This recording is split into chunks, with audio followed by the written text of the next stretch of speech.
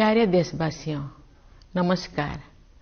74वें गणतंत्र दिवस की पूर्व संध्या पर देश और विदेश में रहने वाले आप सभी भारत के लोगों को मैं हार्दिक बधाई देती हूँ।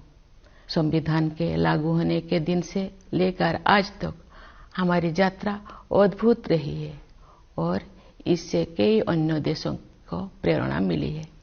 प्रत्येक नागरिक को भारत की गौरव गाथा पर गर्व का अनुभव होता है।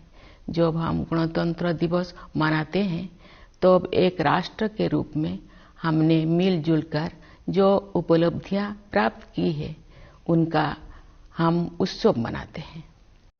ये सारा तत्व संविधान के केंद्र में रहा है और समय की कसौटी पर खरा उतरा है।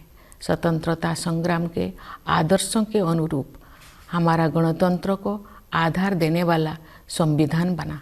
महात्मा गांधी के नेतृत्व में राष्ट्रीय आंदोलन का उद्देश्य स्वतंत्रता प्राप्त करना भी था और भारतीय आदर्शों को फिर से स्थापित करना भी था।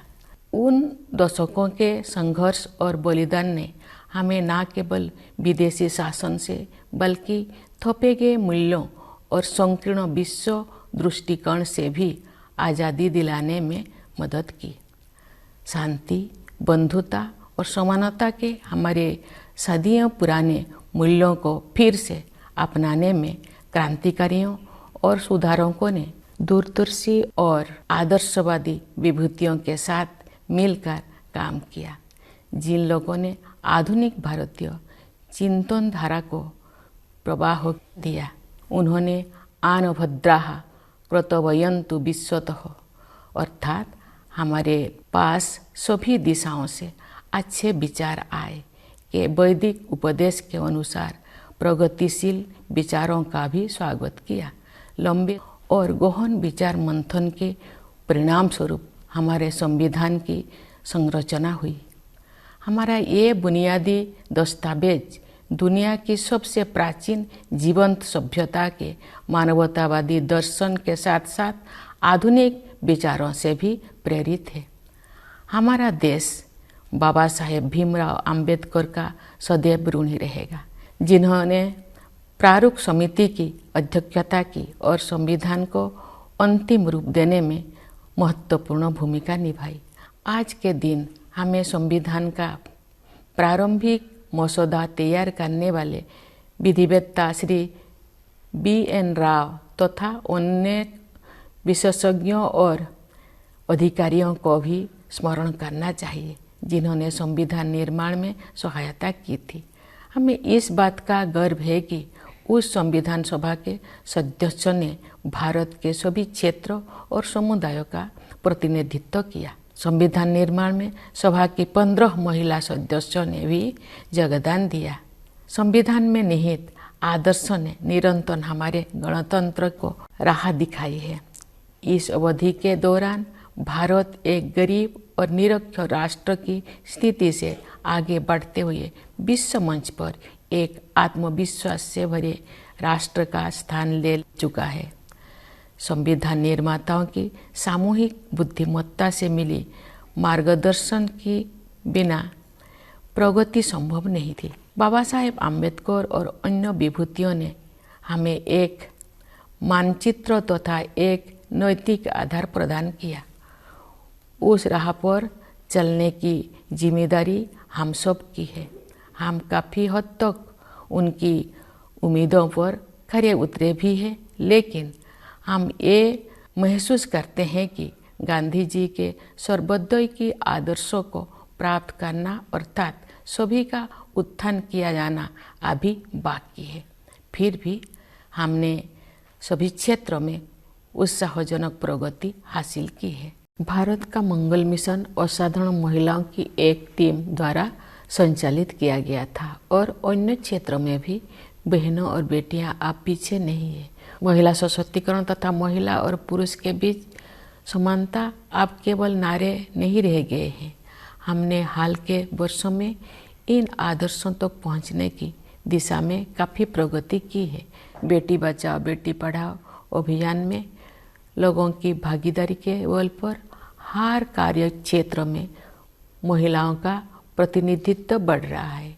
राज्य की अपनी यात्राओं, शिक्षण संस्थानों के कार्यक्रमों और प्रोफेशनल्स के विभिन्न प्रतिनिधि मंडलों से मिलने के दौरान मैं युवतियों के आत्मविश्वास से बहुत प्रभावित होती हूँ।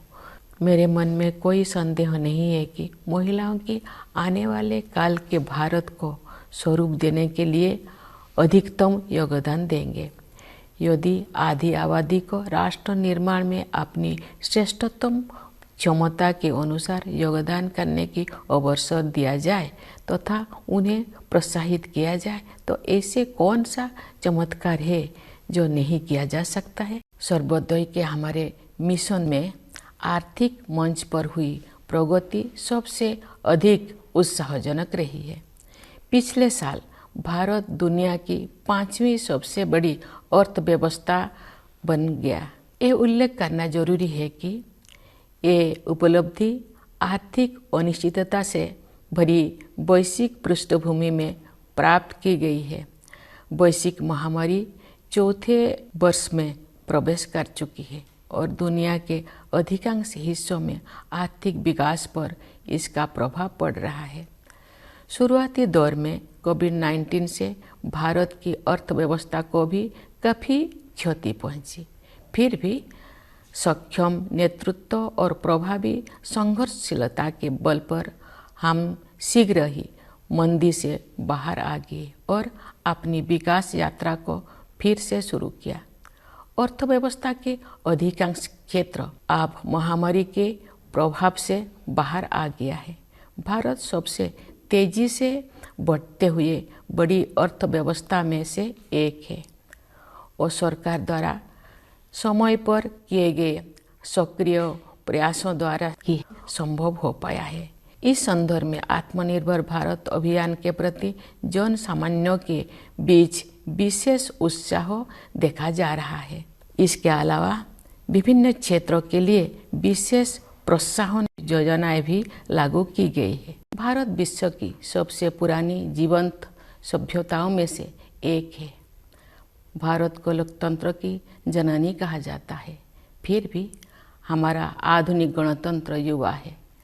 स्वतंत्रता के प्रारंभिक वर्षों में हमें अनगिनत चुनौतियों और प्रतिकूल परिस्थितियों का सामना करना पड़ा।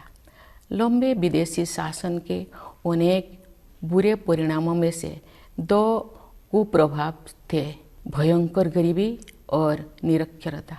फिर भी भारत अविचलित रहा। आशा और विश्वास के साथ हमने मानव जाति के इतिहास में एक अनूठा प्रयोग शुरू किया।